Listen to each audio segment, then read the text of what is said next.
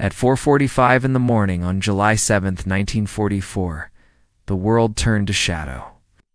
Private Thomas Baker lay in a shallow foxhole on the Tanapag plain of Saipan. Ahead of him, 300 yards of jungle began to vomit forth ghosts. A wave of dark silhouettes poured into the open, moving with terrifying speed.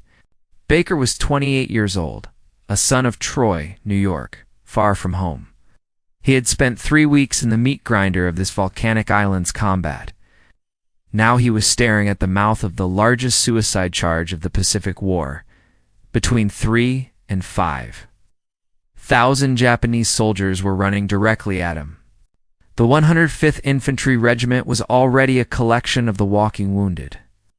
They had bled for 3 weeks, losing dozens of good men in the limestone caves. The soldiers knew that by the time the sun touched the horizon, many would be gone. Baker gripped his rifle, feeling the weight of the 4 years he had spent preparing. He had joined the army back in October of 1940, long before Pearl Harbor's fire. For years he trained in camps where the war seemed like a distant, impossible dream. Now that war had found him on a piece of volcanic rock 8,000 miles away. Oh, it was coming for him with fixed bayonets and screams, fueled by ritual's sake. The invasion of Saipan had begun 3 weeks earlier on a bright June morning. The 2nd and 4th Marine Divisions had stormed the western beaches in a hail of lead. The Army's 27th Infantry Division followed a day later to join the brutal push inland. The mission on paper was simple: capture the airfields and destroy the garrison. Planners wanted Saipan as a base for the massive B-29 Superfortress bombers.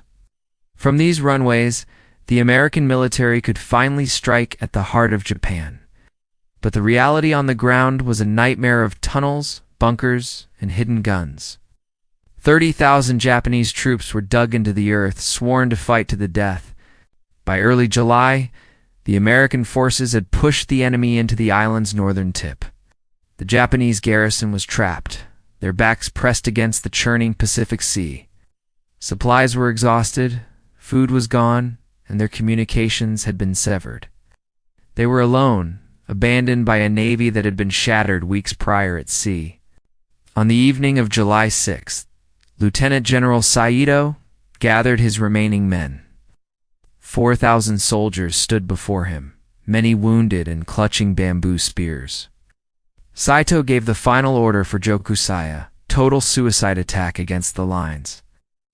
Every man was to kill as many Americans as possible before embracing their own end.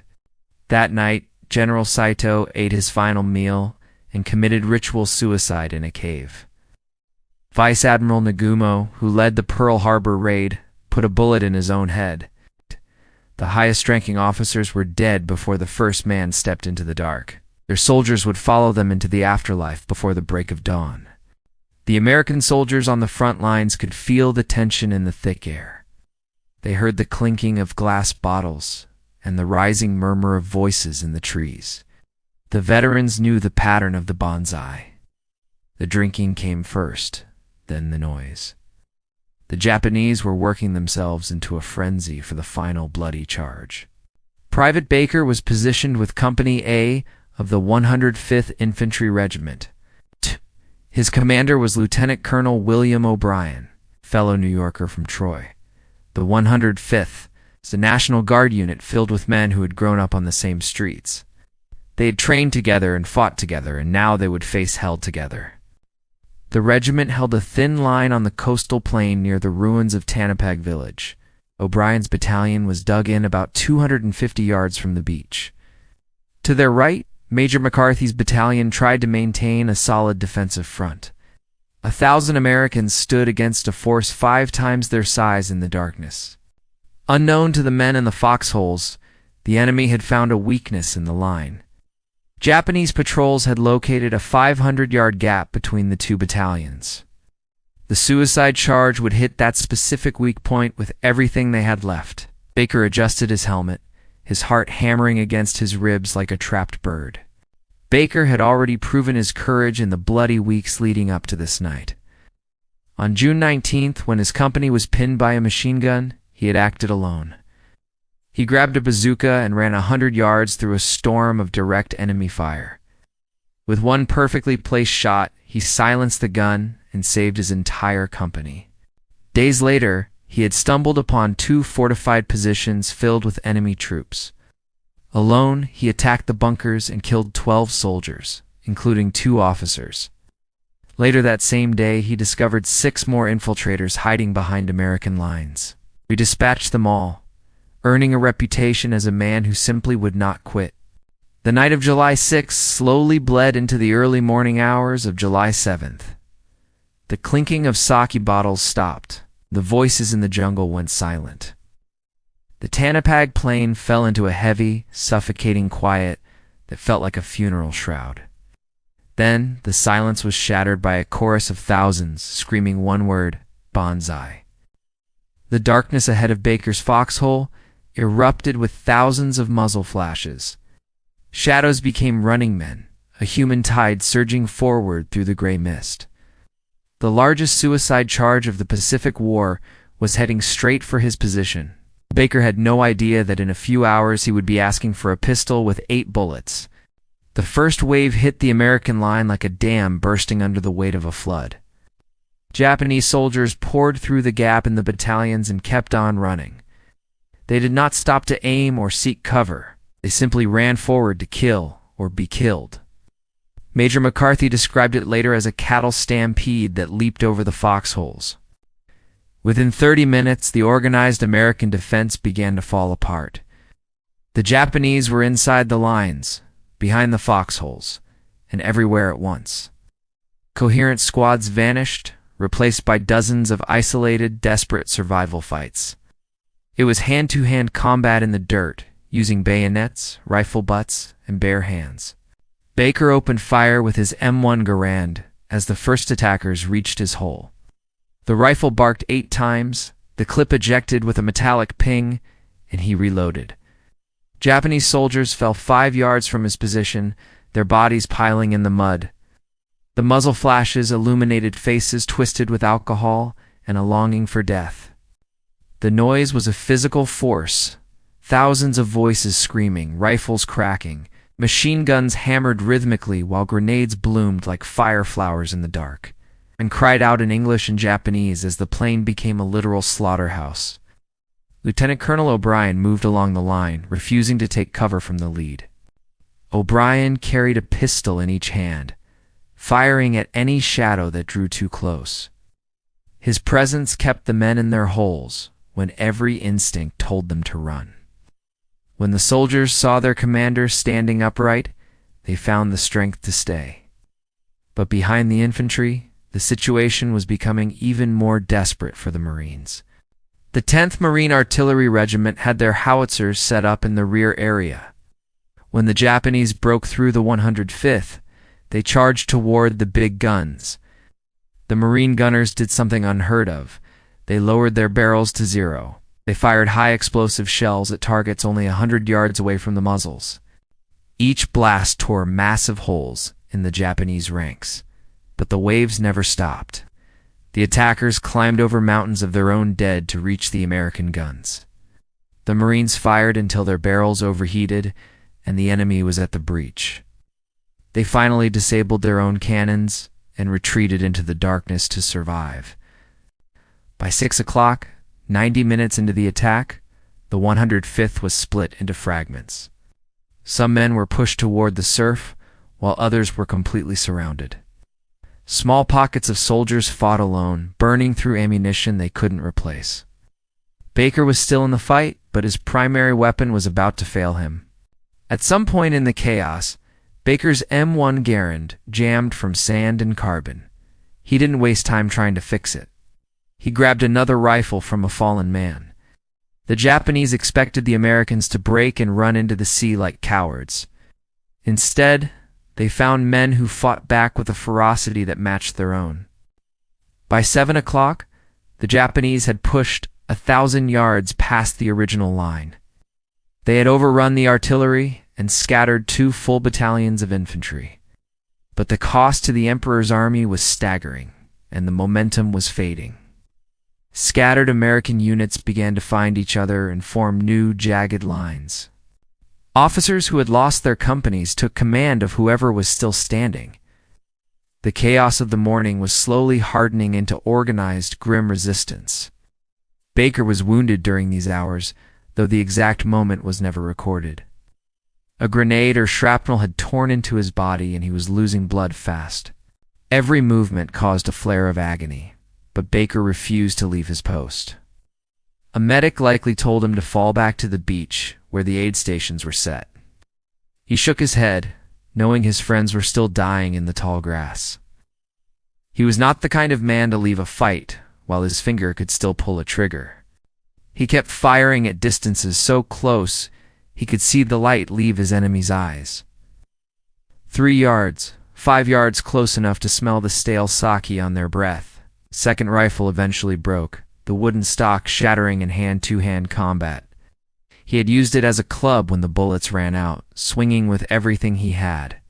Now he sat in the dirt, wounded, exhausted, and essentially unarmed.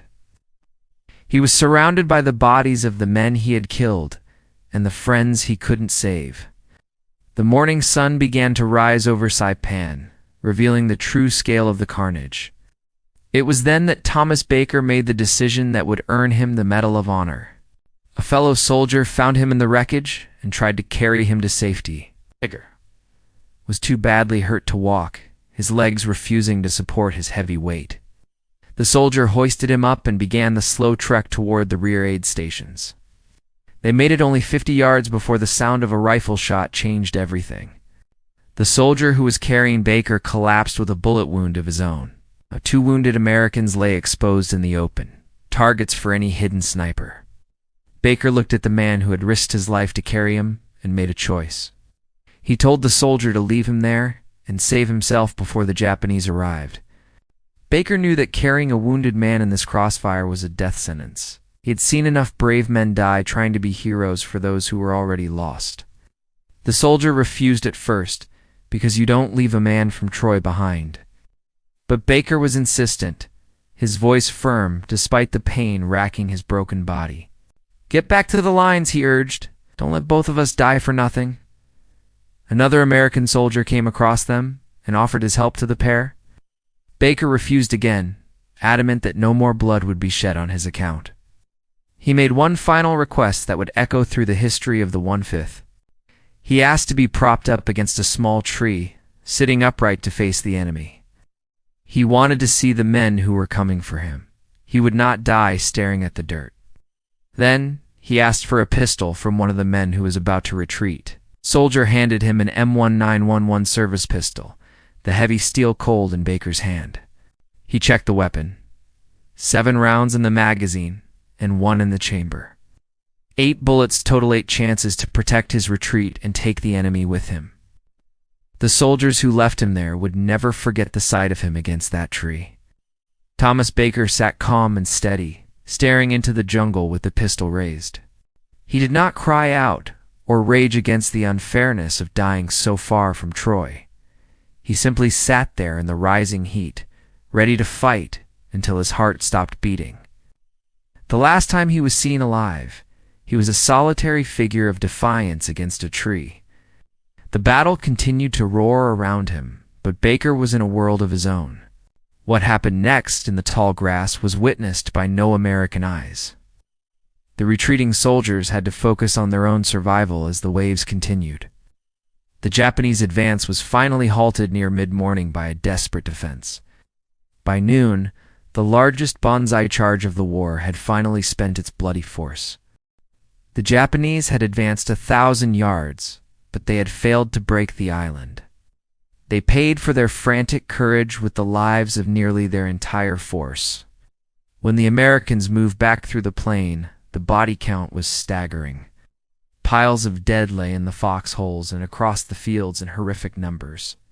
Over 4,300 Japanese soldiers had been killed in the charge.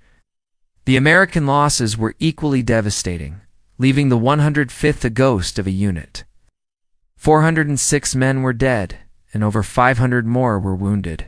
80% of the effective fighting strength had vanished in a single morning. Among the dead was Lieutenant Colonel O'Brien, found near his shattered jeep. He had fought until his last pistol round was gone, and then took up a machine gun. The battalion dentist, Captain Benjamin Salomon, was also found among the fallen. His body lay behind a machine gun with 98 dead enemies piled before him.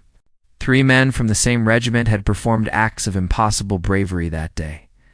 All 3 would eventually be recognized with the nation's highest military honor. O'Brien and Baker were awarded their Medals of Honor. Posthumously in 1945, Salomon would wait until 2002 for his due to complex rules regarding medical staff. But on that July morning, the only mission was to find the men who were missing. The survivors moved cautiously through the tall grass, calling out for their friends. They eventually reached the tree where they had left Private Baker sitting alone. They found him exactly where they had placed him, his back against the rough bark. His eyes were still open, and the M1911 pistol was still gripped in his hand. The slide was locked back, indicating that the final round had been fired. Ranged in a rough semicircle around him were 8 dead Japanese soldiers. 8 bullets had been given, and 8 enemies had been stopped in their tracks. Baker had not missed a single shot, even as he faced the end of his life. The soldiers stood in a long, heavy silence, looking at the scene before them. They had seen 3 weeks of death, but this was a different kind of sacrifice.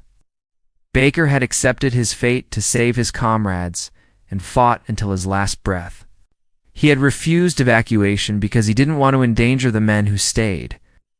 Sitting alone against that tree, he had waited for the enemy to find him.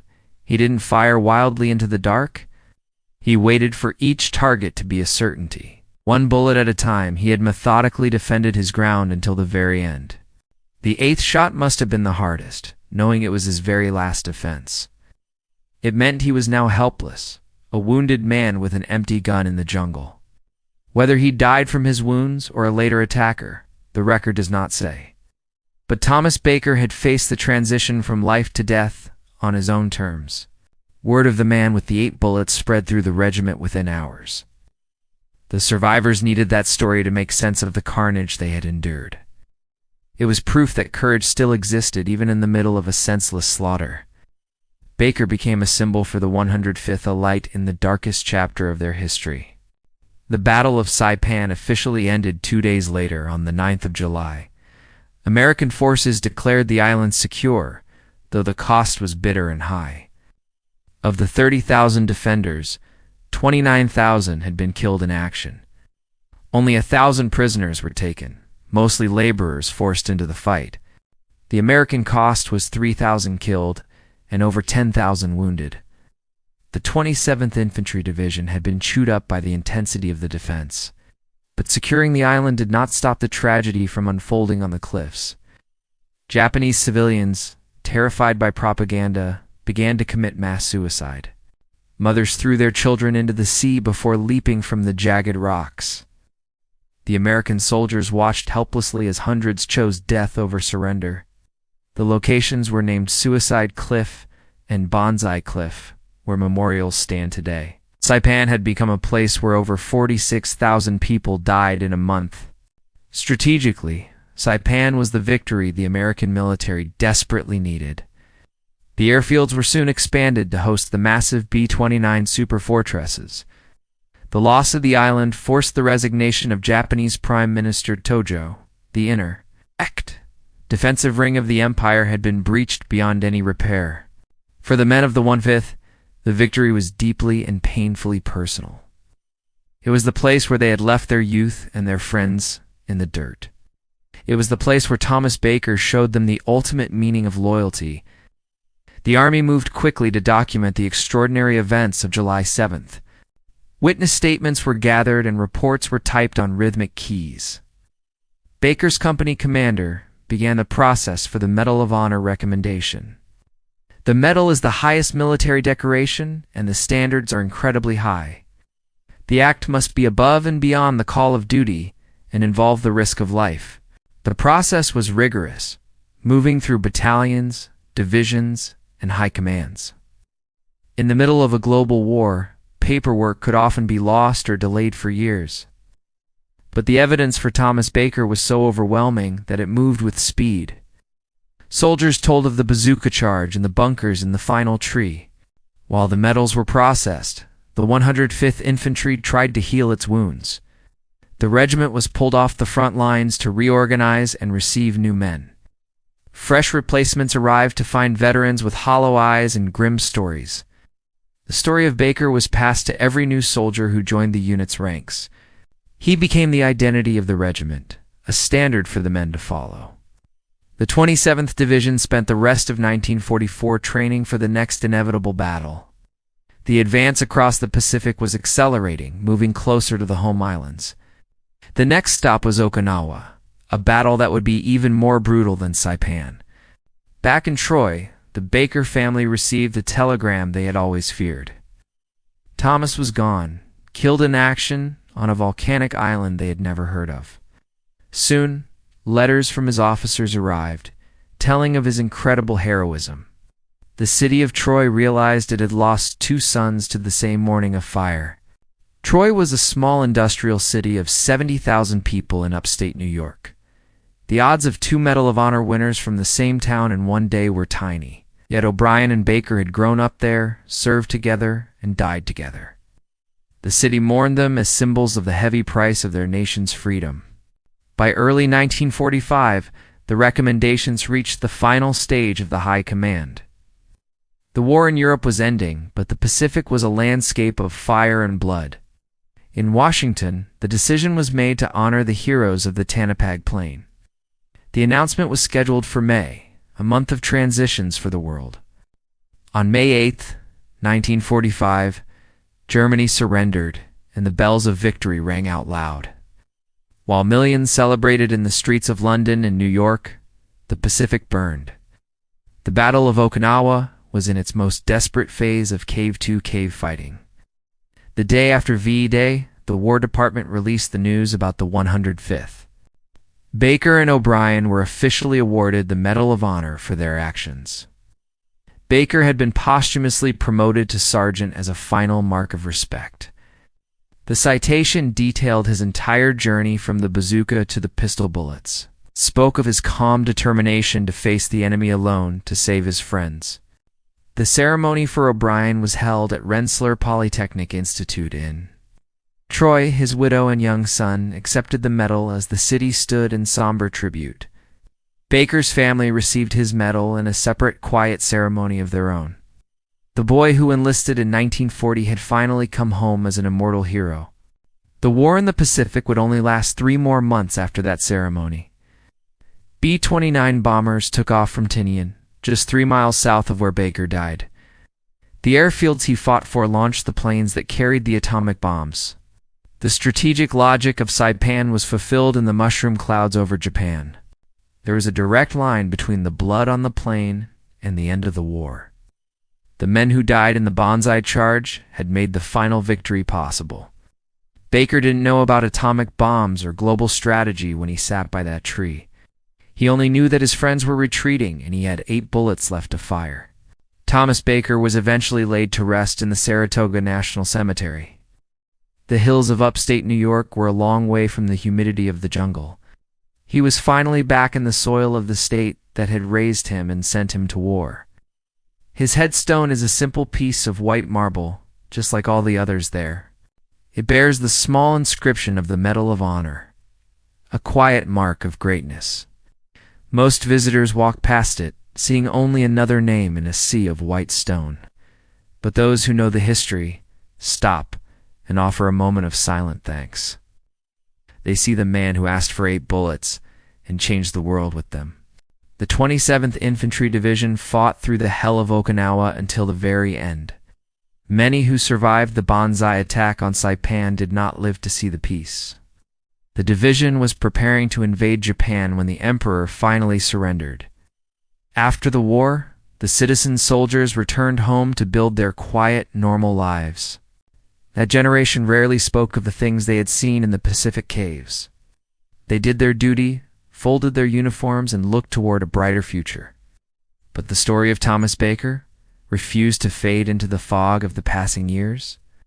Military historians and researchers kept his memory alive in the books of war. His final stand became a classic example of individual courage in military schools. Soldiers were taught his name as a reminder of what one man can do for his unit. The 105th Infantry was reorganized into the New York Army National Guard. New generations of soldiers inherited the lineage of the heroes of Saipan. In 2009, the city of Troy dedicated a permanent memorial to its three heroes. Baker and O'Brien were joined by Major General Ross in the county building. Replicas of their medals are on display for every citizen to see and remember. It serves as a reminder that heroes often come from ordinary, quiet streets. Today, Saipan is a peaceful territory where the jungle has reclaimed the scars. Hotels and golf courses sit on the land where the 105th once fought for its life. But if you look closely, the memorials still dot the landscape of the northern tip. The wind through the trees still carries the echoes of July 7, 1944. Japanese and American visitors both come to pay their respects to the fallen. They look out from the cliffs and try to imagine the tragedy of that summer. The legacy of that battle shaped the way the world understands the cost of war. It taught a hard lesson about the price of every inch of ground in the Pacific. Every year on the anniversary, a small group of people gathered to remember. The number of veterans who were actually there has finally dwindled to zero. The men who left Baker against the tree have all passed into history themselves. Their voices are silent, but the written record of their testimony remains loud. The Medal of Honor citation is a bureaucratic document of facts and figures. It tells you the date, the location, and the final count of the enemy dead. It cannot tell you the heat of the sun or the smell of the cordite in the air. It cannot capture the weight of the silence after the final pistol shot rang out. Thomas Baker was only 28 years old when his story came to its end. He was not a professional soldier by trade, but a citizen who answered the call. He discovered a capacity for sacrifice that most people will never have to know. He chose to make his death a shield for the men he called his brothers. The 8 Japanese soldiers who found him never knew the name of their killer. They expected to find a defeated man, but they found a sergeant of the army. He made his choice in the tall grass, and he made that choice count for something. He turned an inevitable end into a legacy that will last as long as the nation. We must continue to rescue these stories from the dusty archives of the past. Thomas Baker is more than a name on a stone. He is a reminder of human spirit. By sharing his story, we ensure that his sacrifice remains a living part of us. He sat against a tree with 8 bullets and showed us the meaning of valor. Thank you for listening to the story of a man who gave everything for his friends. Sergeant Thomas Baker of Troy, New York will never be forgotten by history. He faced the darkness with an empty rifle and a full heart on the shores of Saipan. May we always remember the man who asked for 8 bullets and did not miss.